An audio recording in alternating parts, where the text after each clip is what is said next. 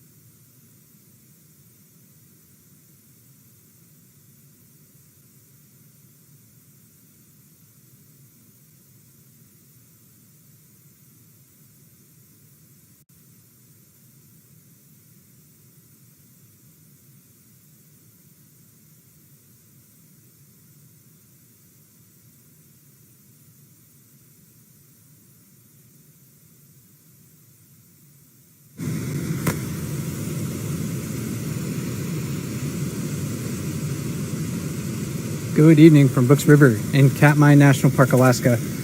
My name is Mike Fitz, your resident naturalist with Explore.org, the world's largest live nature cam network. I'm standing on a wildlife viewing platform at world-famous Brooks Falls, one of the best places to watch bears and salmon. This is a play-by-play style broadcast, which means I'll be narrating the bear and salmon activity that we see here. I most likely won't have the opportunity to monitor the comments on Explore.org for questions, but hopefully I'll be able to answer most of the questions that you might have about the activity that we're seeing this evening. This is live. It's unscripted. We never really know what's going to happen. Sometimes there are some very interesting behaviors that we see, and there's always interesting aspects of the ecology of the river, the brown bears, the salmon, and of course the environment here in Katmai National Park that I can talk about. There will also be moments of silence as I perhaps look upriver or downriver to gather my thoughts. So if you don't hear me for a little while, that's okay. I'm not afraid of some dead air like you might have on television.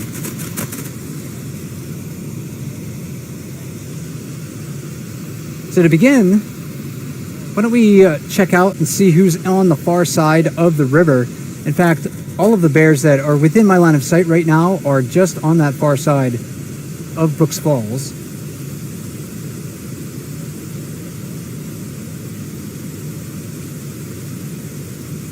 Now here we have a sitting and facing away from us, a very large adult male, the most massive bear in my opinion on the river, and that is number 747. So a real giant. Hopefully he'll stand up, give us an opportunity to observe his true body size. The bear on the other side of him is also a mature adult male. Actually, one of the older adult males that we have along the river. This is number 755, and he is nicknamed Scaredy bear. He's one of those bears that uses the far pool of Brooks Falls consistently. And then downstream of these two bears is a young adult male or an older juvenile bear, but I think he is large enough and acts mature enough to be considered an adult. This happens to be number 820, I believe. And I could be wrong on that ID. This is one I'm not completely sure of. But he has a fairly blonde head. He's shedding out a lot of that body fur, which gives him a slightly darker appearance on his body. He's been hovering downstream, especially of 747, for much of the past hour, sort of looking for scraps that 747 might leave. 747's been one of the few bears up at the falls today that has been able to catch salmon. Not many salmon in the river right now, and I think we'll certainly talk about those dynamics later on.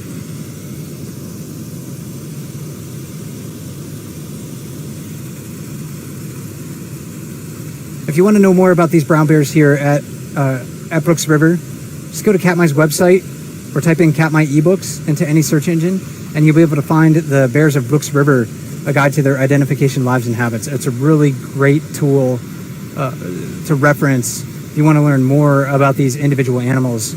Really, one of the things that makes watching bears at Brooks River special is that we know these animals on an individual level. We recognize them from year to year. The bear monitoring staff takes photographs of the bears. They record where the bears are using the river, how they're using the river. So we have a fairly in-depth knowledge of bear activity at Brooks River. So this is unlike going to other areas where you might catch a glimpse of a bear on a hillside and not really know anything about its life story. We know quite a bit about these individual bears here. And that's maybe a good segue into talking about some of these individuals that we have. And one of the things that we see happening over time with the bears is we'll be able to watch them grow and mature. So that process of maturation is visible to us. These are long-lived animals. Their lifespan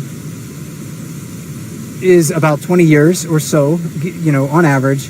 But bears can live much, much longer than that. In fact, we've had brown bears here at Brooks River to be estimated to be 30 years old, and sometimes a little bit more. So this young bear that we're looking at right now, number 820, he was identified just a couple of years ago. I don't really know too much about him yet, but that story will fill in if he happens to return in subsequent years. Right now, he's a bear that can't compete with the larger adults up at Brooks Falls. He'll certainly look for space as it's available.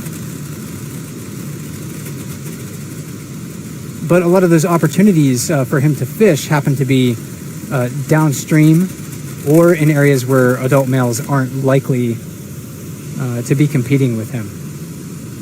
He's just searching right now, maybe just out of habit, for anything that can't swim away. He was able to catch a fish that he spotted earlier in the evening just by looking into the water. So he has at least some fish in his stomach for the time being. That snorkeling behavior is quite common, especially later in the summer, as salmon spawn and begin to die.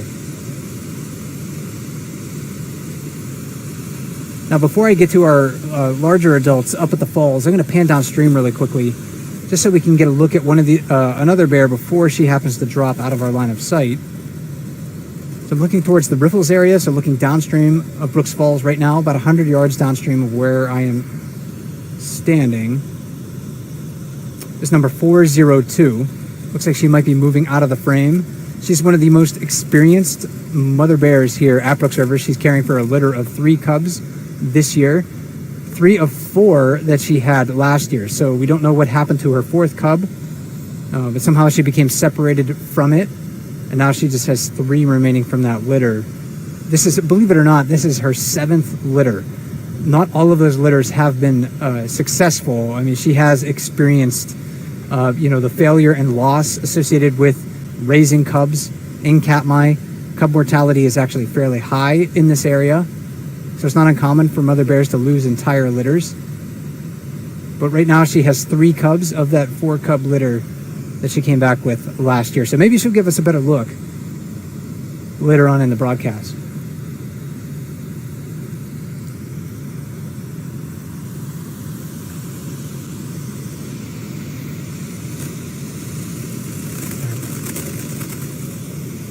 Now, in the meantime,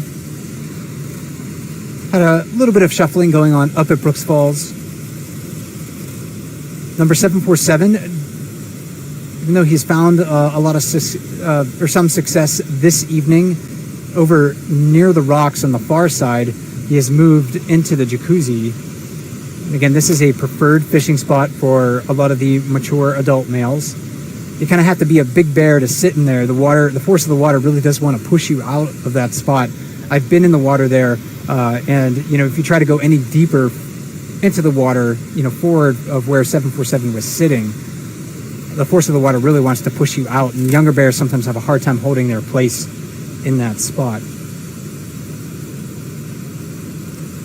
But now 747 moving out of the water right now. And just get a look at his size. I talked about this last night during the broadcast too. He is as fat as a fall bear is right now. So really fat. Most of those fat reserves are just leftovers from last year, although he has been eating a lot of salmon. So this is a very healthy brown bear. Fat is, of course, not only important for them to survive their winter hibernation, but it's also extremely important for them to survive the springtime period after they emerge from their dens. They come out of the dens, and adult males in this area might emerge in March, often a little bit later than that, but March is often a time of the year when things are very, very cold. Still in Katmai. Grass isn't growing yet, vegetation isn't growing yet. Maybe they can find, using their keen sense of smell, an animal carcass, like a moose or a caribou that died over winter, but there's not a lot of that available to them. So those fat reserves are particularly important for bears to survive that springtime period, and especially important for female bears who are still caring for cubs and have to produce milk for their offspring. 747, of course, isn't caring for cubs. Male brown bears play no role in raising offspring, but they do need those fat reserves in the springtime because there's not a lot of food, but also later in the spring to fuel their pursuits of females. Sometimes during the mating season, they're not doing a lot of eating. They're really just roaming the landscape widely, looking for females who may be receptive to mating. So 747 cruising towards the far pool again, number 820 avoiding him.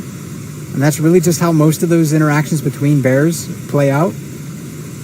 A smaller, more subordinate bear sees a larger bear moving into its area, and it just happens to get out of the way. 747 doesn't necessarily have the disposition of a lot of other real assertive large adult males, but he still commands a bit of respect as he's walking through the water. I'm not sure if we're going to be able to see it. I'll get back to the bears in just a moment.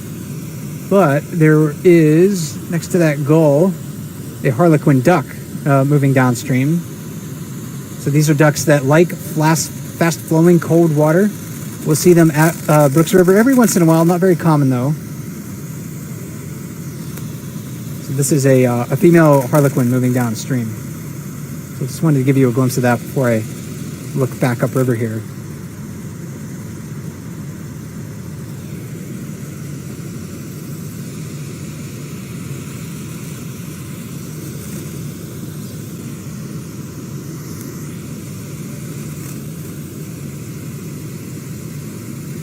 So 747 back to that spot where he had found success earlier in the evening. So over the last hour, I've seen him catch and eat 3 salmon.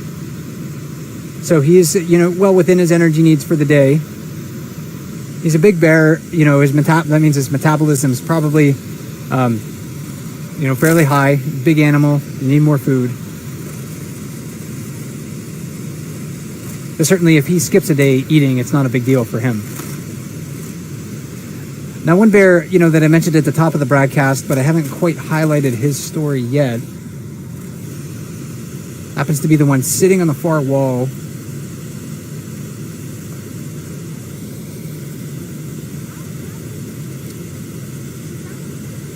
Again, this is number 755, nicknamed Scaredy Bear. He was, I think, first identified around 2002 or so, perhaps as a young subadult, if I remember correctly. He got that nickname when he was younger because he was sort of, scared of his own shadow. He would run from all other bears. Even if a bear just sort of glanced in his direction, he would turn around and run.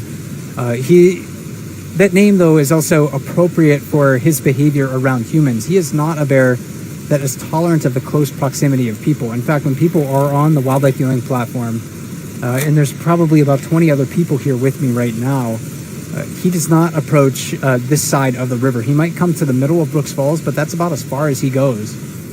So people definitely have an impact on the behavior of the animals. A lot of the bears here at Brooks River are habituated to the presence of people, but not all of them are. And certainly, when we move along the river and we make noise, we have the potential to impact the movement and the behavior of these animals.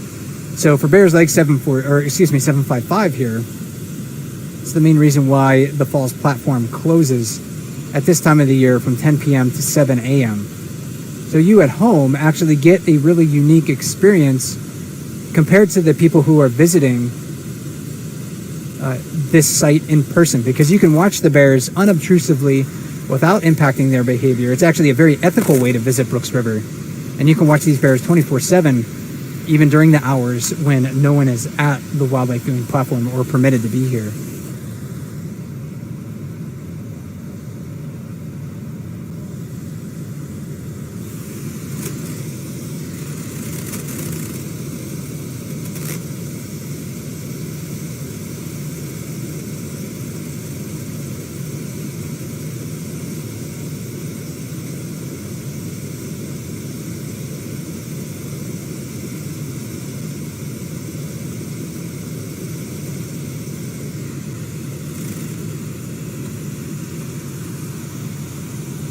And of course, as we look at this scene, we're not seeing a lot of fish. Like I mentioned before, 747 has caught some fish. 820 has caught 1 fish, but hardly any. And which is a bit uncommon for Brooks Falls at this time of the year. Right around mid-July is when we see generally the peak of the bear activity here. And of course, we're not seeing that right now. Only 3 bears, and I've seen, around July 10th or so, I've seen as many as 30 bears within my line of sight here. There's a correlation, of course, between the number of fish and the number of bears that are here. If there is extremely abundant amounts of fish, let's say the river is flooded with salmon, you have 200 to 300 fish jumping per minute, which we have seen earlier this year, then there often are fewer bears during those moments, just because the bears get full. They don't have to wait around for salmon.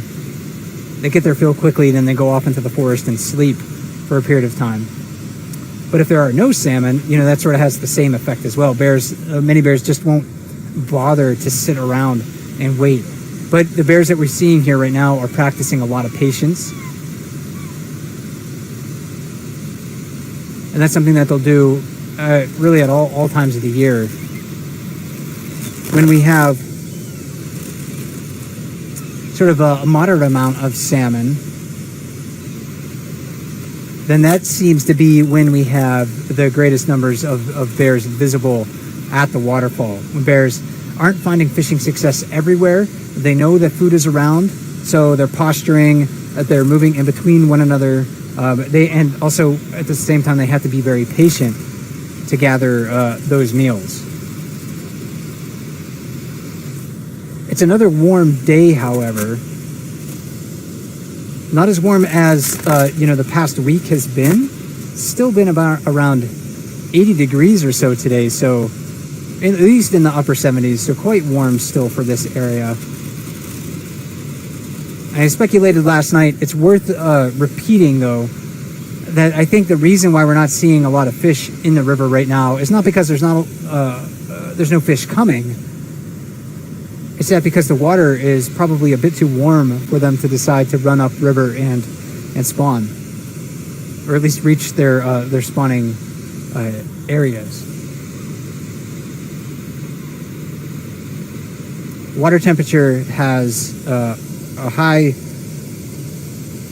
influence on salmon migration and behavior and spawning activity. When water temperatures rise, water can hold less dissolved oxygen, and salmon, for salmon, their metabolism rises in warm water as well, and that increases their need for dissolved oxygen. So it's harder for salmon to breathe in warmer water, and they expend more energy. But I think there are a lot of fish that are probably waiting to move up into Brooks River once the temperature of the river happens to cool down. We may have that coming up within the next few days. The weather forecast is expected to give us something different over this weekend that we haven't had in probably 2 weeks at least, and that's some cloudy conditions with some rain showers and cooler temperatures in the forecast. So back to more normal conditions, and especially if we get some windy conditions during that time to churn the lake and overturn the waters slightly, to mix the waters again, bring some of those colder waters back up to the surface. I think we can start to see the salmon moving into Brooks River shortly. Because the escapement, meaning the number of fish that have swum upstream from Bristol Bay into Naknek River and into Naknek Lake, where Brooks River drains into, that has been extremely strong over the past 3 or 4 days. Each one of those days, the number of fish entering the Naknek River has been over 100,000 fish. And one day it was nearly 150,000 fish. So a lot of fish are in the watershed right now, in the Naknek River watershed. Brooks River generally receives about 20% of the overall escapement for the Naknek River watershed. So if we, over the past, almost week or so, had 500,000 fish coming into the watershed, then we can expect, close to 100,000 of those fish trying to push through Brooks River in the near future or so. I'm just speculating, but again, I do really think that water temperature is the main reason why we're not seeing more fish move into Brooks River right now. Normally, the water temperature at this time of the year, depending on the weather, is going to be close to the ambient air temperature. So if we have temperatures in the 50s with drizzle, which is not uncommon for this part of Alaska, then that's what the water temperature is going to be, and that's really great for salmon. Bears don't seem to mind water temperature at that level either. Just they're really big, well insulated. But on a hot day like today, I think they do enjoy just sitting in the water and cooling off, and that's what we're seeing some of these bears right now partaking in, especially those big guys on the far side, 747 in the upper left and 755 in the upper right.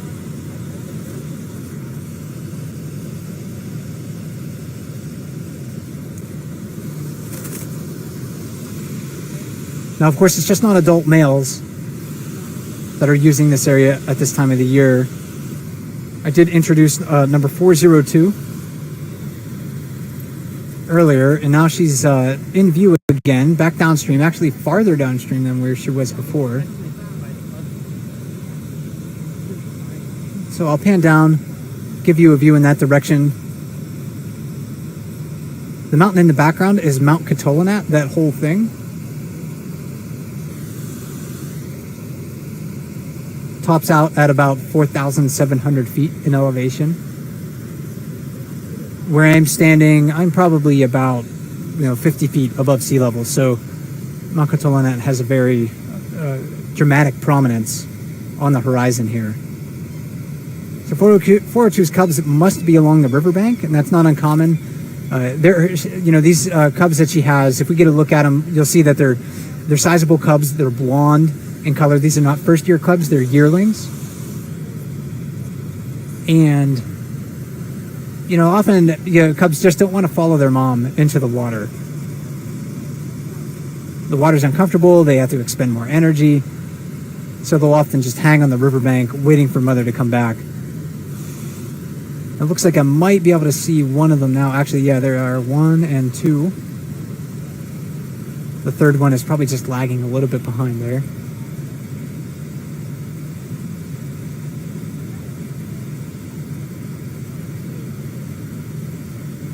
But 402, spending some time in the riffles earlier, just sitting and waiting for salmon to come to her.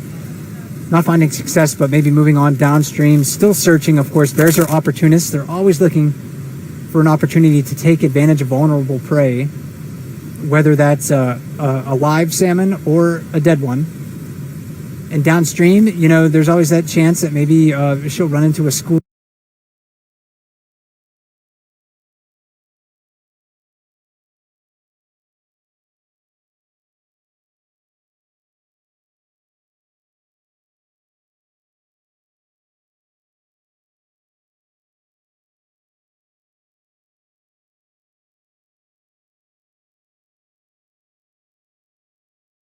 a dead and dying salmon in that area as well. So this again is number 402 and her 3 yearlings. Those are probably her last, or those cubs. This is probably their last summer with number 402. She tends to emancipate her cubs after their second summer. So these cubs will go to the den with her one more time. They'll come out of the den, they'll spend a few weeks with her, and then in the spring, at some point in time, she'll become receptive to mating, and she will either drive those cubs away, or the presence of an adult male will give the cubs the message, hey, it's time for me to separate from mom. She's no longer giving me the level of protection I need around this big, dangerous guy. It must be quite a shock for those cubs, because up until that point, mom has been their sole protector and provider, their teacher. And then suddenly they find themselves on their own at the very bottom of the hierarchy, facing competition from older and larger bears. So they do have to pay attention to her lessons, because they will face, again, significant challenges next year on their own.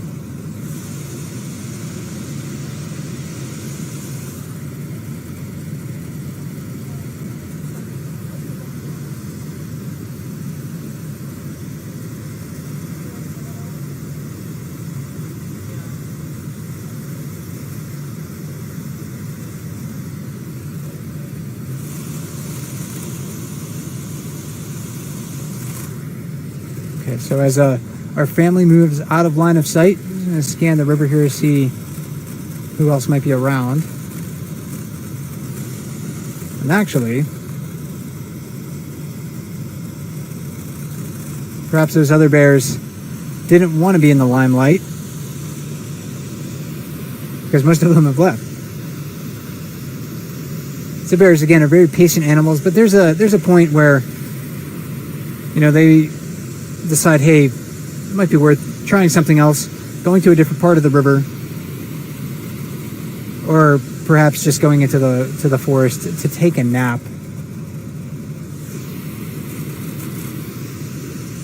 So the only bear within my line of sight again is number 755.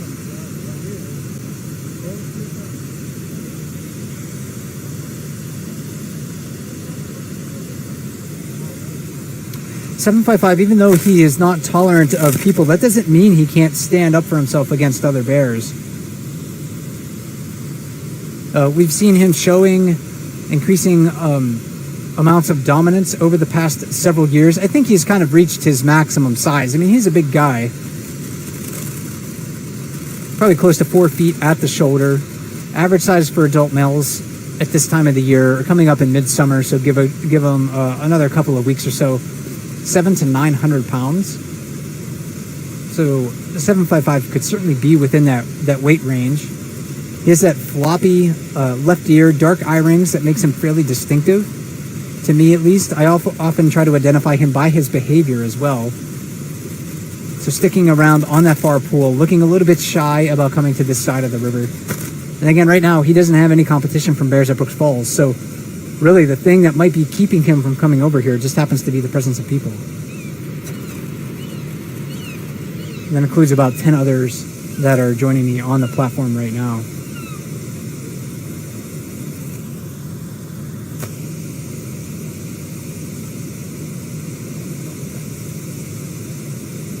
Looks like he might be headed for one of his preferred fishing spots, and that is just downstream of that rock that's in front of his face.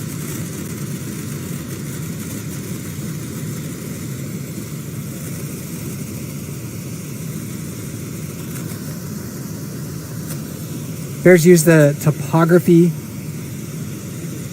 of the falls to their advantage. Places where salmon get confused in the current or can't see predators.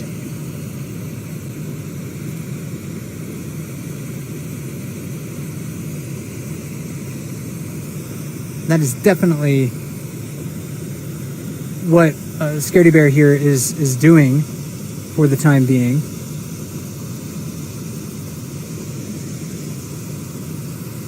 Excuse me one moment here. We had a little bit of static in our audio, so I'm going to try to correct that here. So maybe this will be a little bit better for you.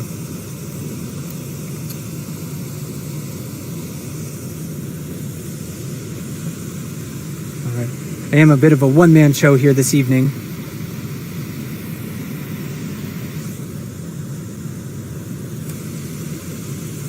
So I was mentioning that bears use the topography of Brooks Falls to their advantage. Salmon at this time of the year especially are quite energetic and vigorous, so they can be difficult to catch. Especially if you are tasked with like charging through the water and catching them. The most efficient way that you can make a living is just sitting and waiting for your meals to come to you. And that's what we see a lot of these large adult males doing, practicing patience, practicing good energy economics, waiting for their meals to come to them. And 755 really isn't expending any extra energy sitting in the water than it would be resting in the forest. Again, a really big animal. The water is very warm, so it's not costing him any extra energy to stay in the water. Doesn't need to burn extra calories to stay warm, especially.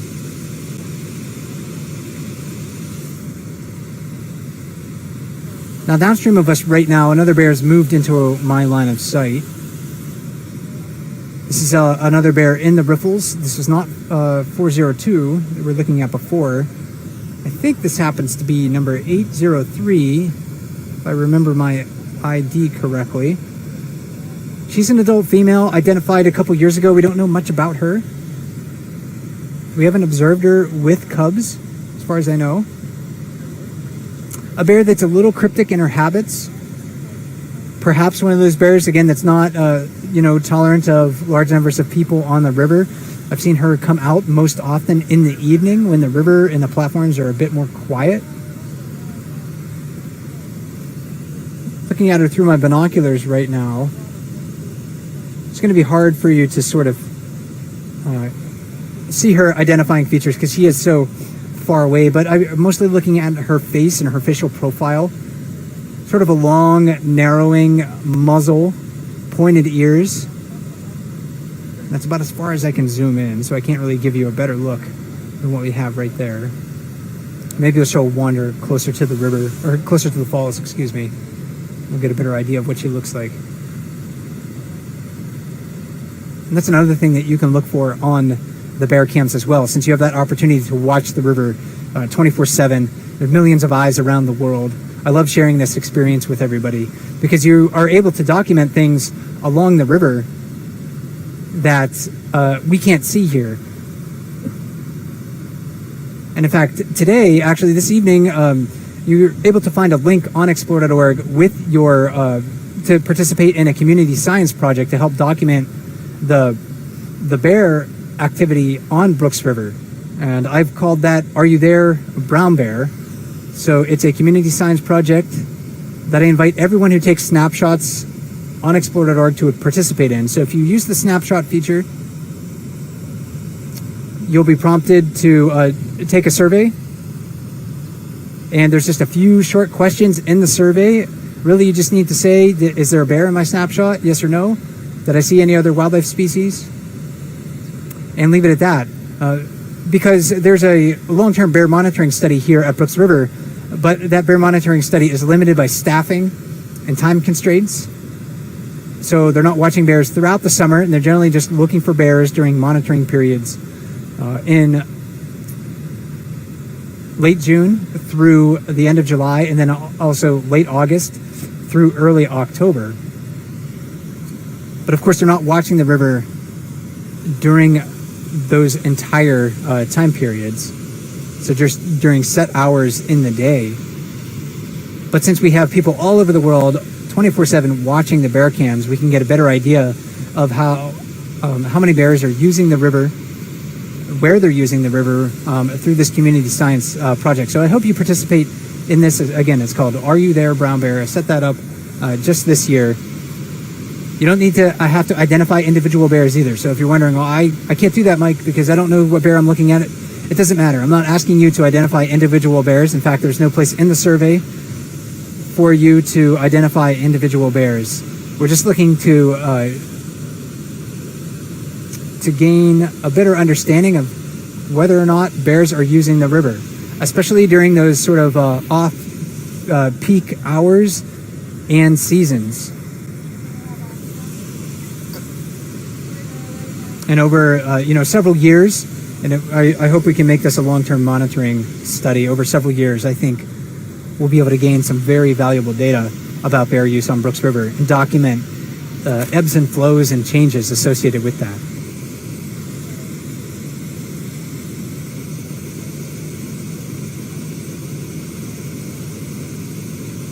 So heading back to number 755 here, still in the same spot, still practicing his patience.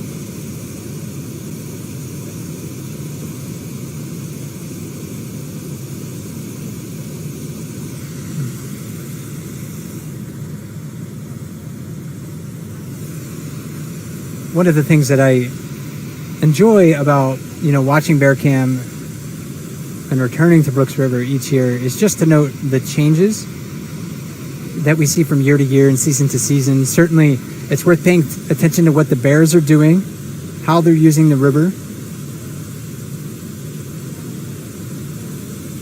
But it's also worth paying attention to just the river itself, how that changes from year to year. The vegetation along it, how the bears influence the growth or lack thereof of vegetation in certain areas.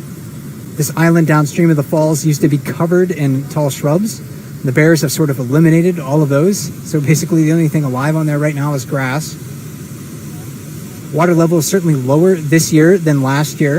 And that's a product of a dry, relatively dry spring and also a dry summer.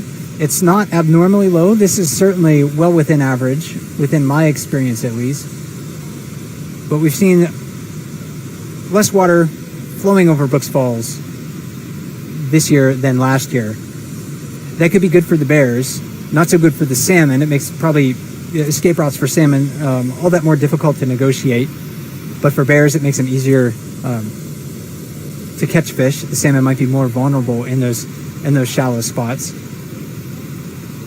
The water level flowing, through Brooks River especially is highly influenced by the annual precipitation patterns, especially any rain that might happen in spring and summer, because there aren't really glaciers that feed into the Brooks River watershed, or Lake Brooks, which is about a half mile upstream, 3/4 of a mile upstream from where I am. So snowmelt has influence early in the season, but that usually melts off fairly quickly. And a lot of the area of the Brooks Lake and Brooks River watershed is at fairly low elevation, so it doesn't really get the high amount of snow that the big mountains to my east and the volcanoes to my east happen to receive.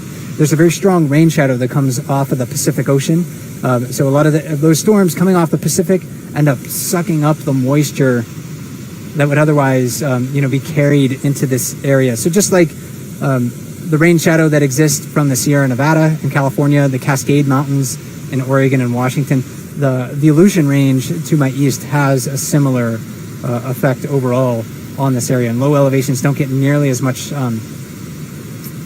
snow and precipitation as higher elevations, especially to the west of the Aleutian Range, which is where I am right now. We can certainly start to see more water in Brooks River if we get a lot of rain during the rest of the summer, and that could certainly happen. If it remains dry, however, then I think we can expect to see about this amount of water continuing to flow over Brooks Falls.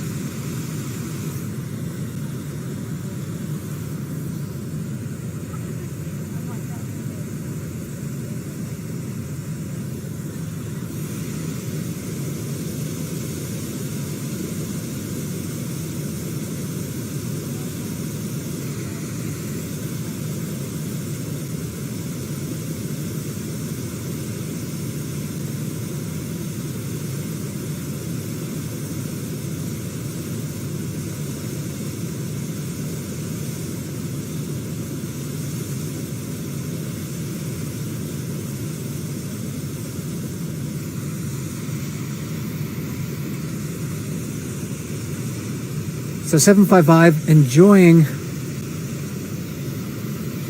I don't know for sure, but the look on his face, maybe I'm anthropomorphizing here. I'm allowed to do that once in a while.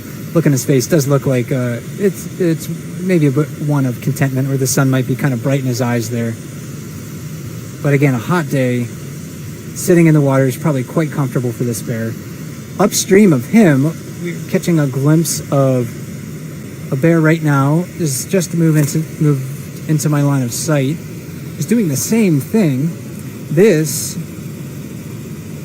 is number 775. He is nicknamed Lefty, very recognizable because of that short left ear that he has. When he was first identified as an adult, I think around 2004 or so, I think actually the same year that Scaredy Bear number 755 downstream was identified. 775, excuse me, lefty up here, he had 2 symmetrical ears. At some point in time, he just came back with a short left ear. Don't know why. My suspicion is that he lost, part of his ear in a fight with other bears. Just last week, we witnessed a really intense fight between 2 very large adult males at the falls, number 747 and number 68. And when bears fight one another, they're often, biting and clawing at each other's face and neck. They try to latch onto those spots and tug and pull. So it's when you watch that and you witness that, it's easy to understand how bears can have missing or damaged ears.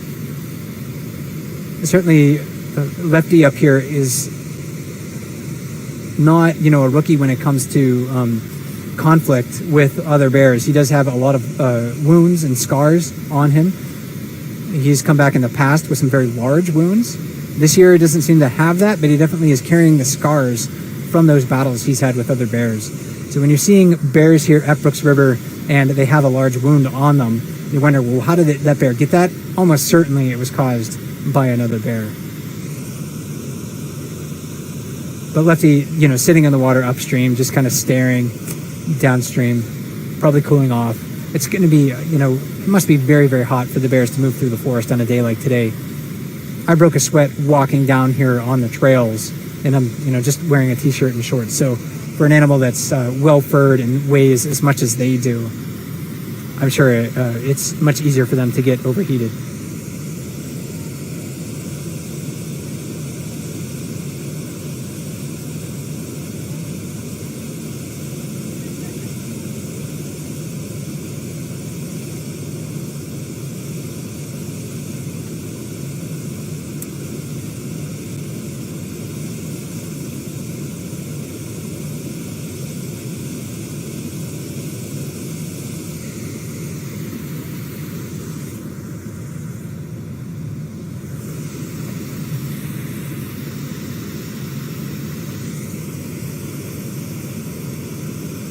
Flickering in front of them there, a few yellow rump warblers.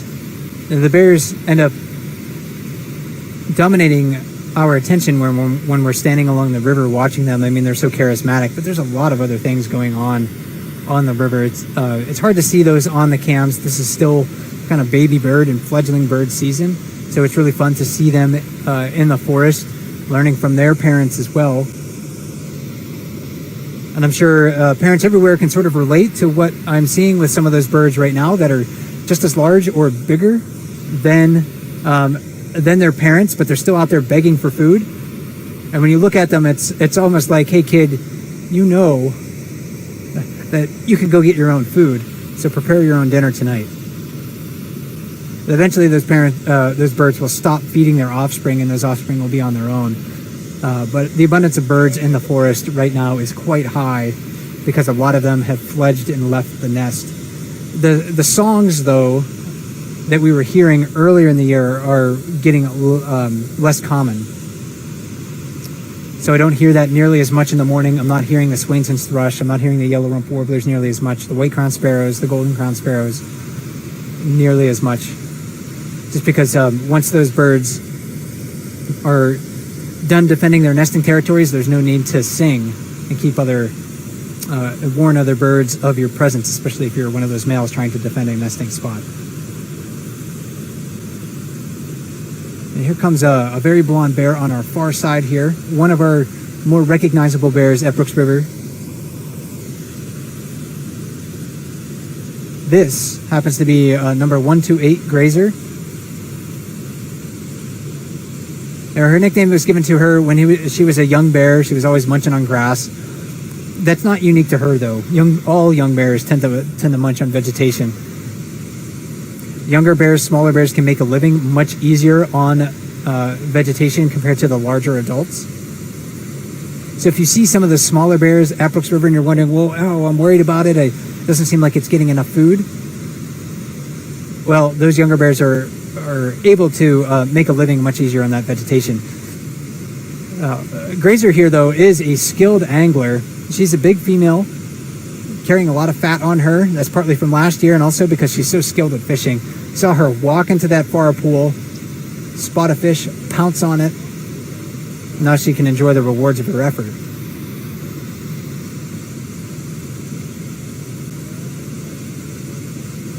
I do think if we get a good photo of her in the fall and put her in Fat Bear Week, I do think she will be one of the favorites. Over the past several years, she's been very fat in the fall, and again, indicating that she's a successful bear. But she's often quite cryptic in the fall. She's not a bear that we see regularly, and when we do see her, it's often very early in the morning or late in the evening in the fall, so difficult to get photos of her. And that's one of the sort of the requirements to get into Fat Bear Week. Fat Bear Week really is a celebration overall of the the ecosystem, its abundance, and its potential. And it's also to get everyone to understand how important fat is to brown bears, to their survival. And to get into Fat Bear Week, really have to be a well-known bear. That's one of the easier ones to recognize. We also need to be able to get a photo of those bears. And if we can't get a photo of Grazer in the fall, then unfortunately she will be preemptively eliminated from the tournament. You saw how fast she ate that fish, though. A couple of gulls fighting over any scraps that might remain in that area. Back at it once again, 2 for 2.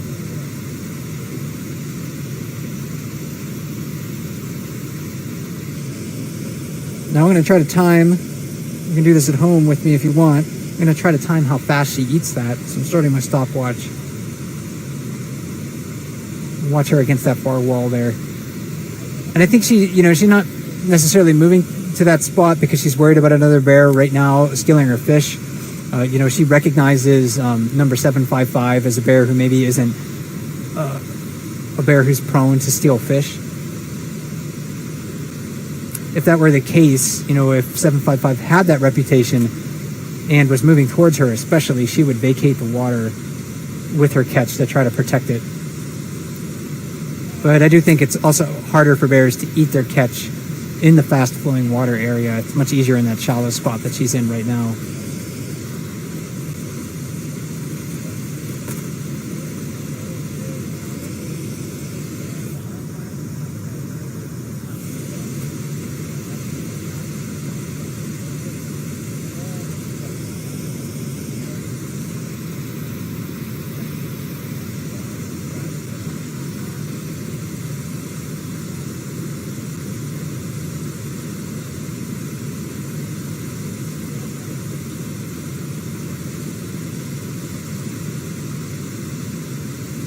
Looks like she's taking a little longer to eat this fish compared to the last one.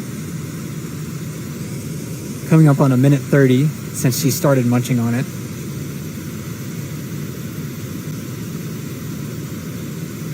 Now she's done, yeah. So that was about 1:35 seconds according to my watch. Back in the far pool here.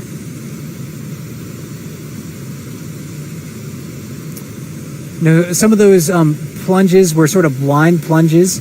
She knows that salmon are in that area. She knows that salmon can't see them. And of course, she's probably not conceptualizing it like I am. But bears, I do believe, are mindful animals that are able to make decisions, recognize opportunities when they're there.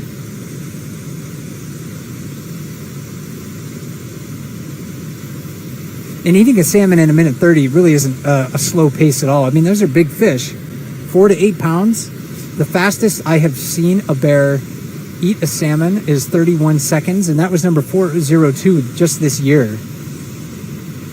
So that's an incredible rate to eat a 4 to 8 pound salmon. And of course, I don't know how big the fish actually was, but it did demonstrate the profound hunger that these bears experience, especially those mothers that don't have the fat reserves of a single female or an adult male.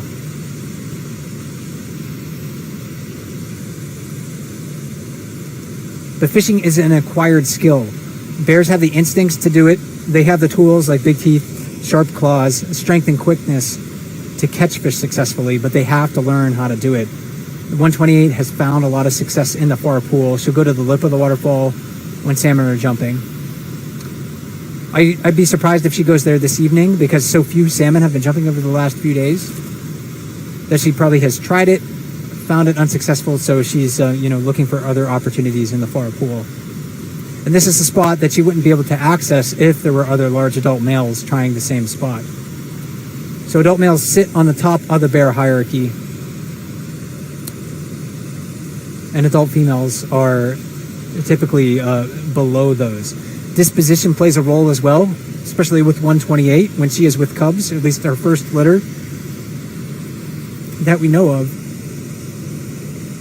She was quite assertive and defensive around the other bears, so she held a slightly higher rank than she does right now, when she doesn't necessarily need to defend any offspring.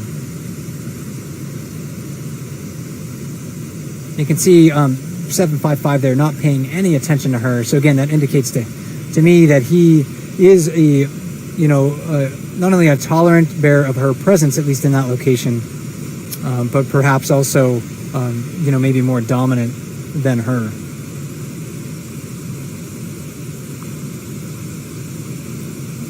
The grazer here is identifiable because of those big blonde ears, even in the fall as her coat darkens into a more sort of uniform brown color. Those ears are still very blonde, almost glowing under the right light. And then her face is fairly distinctive too, a very sloped, evenly sloped facial profile. She doesn't have a very prominent brow ridge like a lot of other bears. So that dish-shaped face, that dinner plate-shaped face, that big rounded face that is characteristic of brown and grizzly bears, is not so prominent on Grazer. And look how close she's getting to 755, and he is just not paying attention to her. So again, showing tolerance, but also perhaps demonstrating that he's a more dominant bear than her. That's, again, a characteristic of dominant bears, a lack of acknowledgement for bears that they think are subordinate and likely to yield to them. So I've been watching, 128 here. But unbeknownst to me, recently, another bear has shown up. And this is a small bear right below, just a few years old. This is certainly a juvenile bear. This is a bear that we would call a sub-adult bear. And I'm not positive on its identification, but I think this might have been a bear that was identified independent and on its own just last year. So this might be number 908. I'm not positive on that. So if I come back later this year and say, nope, that is not 908, don't get too upset with me.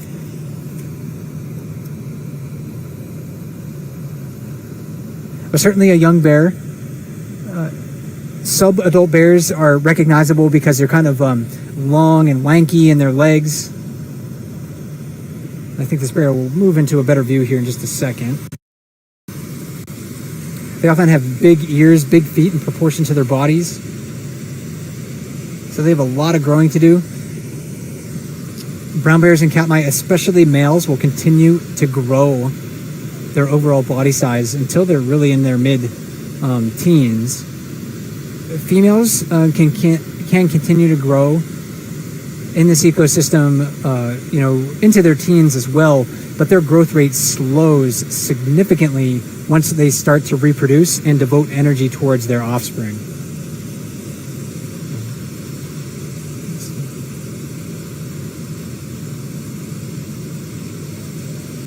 And this bear thirsty, taking a drink out of the water. They don't tend to, doesn't really look like they lap water like a dog will. It looks like it's more of a get your lips in the water and suck it up. Although I'm sure the tongue plays a strong role in how they are able to drink. So this is a bear that, depending on its overall size, being small enough like this is probably able to make a living on vegetation much more easily than the larger adult males that visit the waterfall.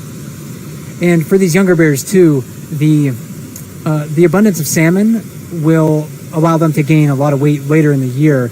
just because they can't compete for the preferred fishing spots at Brooks Falls right now, or they don't know how to fish it, even if they're available, that doesn't mean they're not going to be able to get salmon. They may be able to pick up scraps and scavenge for salmon that are left over from bears on days when there's more salmon in the water. And then later in the year, as salmon spawn and begin to die, there's going to be fish drifting downstream all over the river. They can't swim away. So those fish don't contain as many calories as they do right now, but they're easier to catch because they're just, dead and dying. So these younger bears are able to make a living, gain a lot of those fat reserves that they need to survive winter later on in the year. A lot of that energy that they are gaining right now, though, is going into growing. It's growing their frame. It's growing their muscle mass. That's true of adult females, adult males, especially adult females with offspring. They lose a lot of weight, a lot of body mass, during winter hibernation and during the spring. So a lot of the energy that they regain in early summer is put into, building muscle mass back. And then it really seems to be in the fall when they're feeding on berries and dead and dying salmon that they're gaining more fat reserves.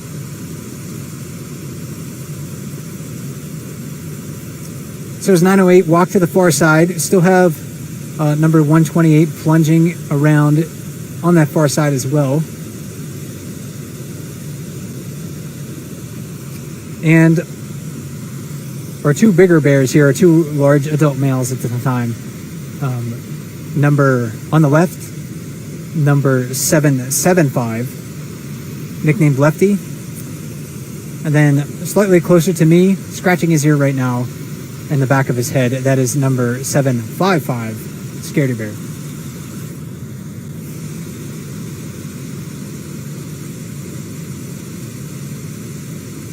We see a lot of changes on Brooks River. One of the things that we can see changing, not only like the habitats over time, but we see the behavior of the bears changing depending on their age, their maturity levels, and their skill fishing Brooks Falls. Like I mentioned before, you got to learn how to fish Brooks Falls to do it successfully. Even though Lefty here was a bear that was first identified back in 2004, that doesn't mean he knew how to fish Brooks Falls.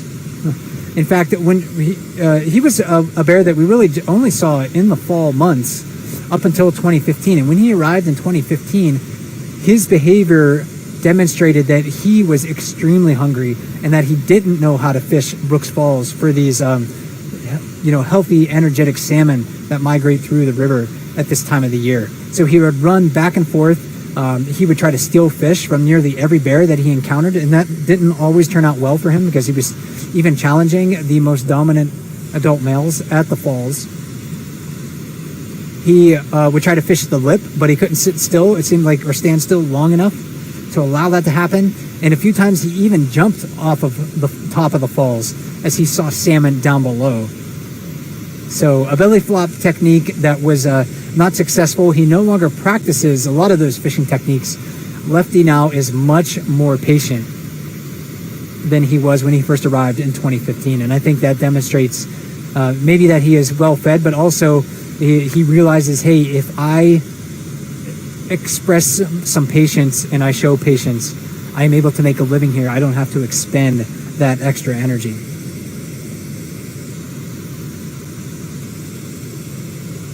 So a lot of changes that we can see from day to day, year to year, season to season at Brooks Falls in Katmai National Park. One of the changes that we're witnessing right now is an overall lack of fish. That's not because there's not a lot of fish in the watershed. Just to recap, I think it's just because the water in the river right now is a little too warm for them. So those fish are probably sitting just off of the mouth of Brooks River, a half mile, 3/4 of a mile downstream, waiting for the water temperatures in the river to cool off before they continue their migration. So keep watching Bear Cam. I expect to see more salmon moving up into the river. Once those water temperatures cool down, it'll be one of those changes that we can look forward to and document. I encourage, again, everyone to join the Are You There Brown Bear Community Science Project, documenting whether or not you have a bear in your snapshot and answering a few simple questions for that. And I encourage everyone to, of course, watch the bears grow and mature and change in their habits over time. It's been a good evening. I hope you've enjoyed the broadcast with me. Again, it is July 10th, Wednesday, July 10th, 2019. It's almost 8 p.m. Alaska time, so I'm going to sign off. My name is Mike Fitz with Explore.org. We have another live broadcast coming up on Friday morning, 10 a.m. Alaska time, at 2 p.m. Eastern time, to talk about the bear monitoring program and bear research here at Brooks River with Cattleman's wildlife biologist Leslie Score. So please join me for that on the Brooks live chat channel. In the meantime, enjoy your bear watching and have a great night.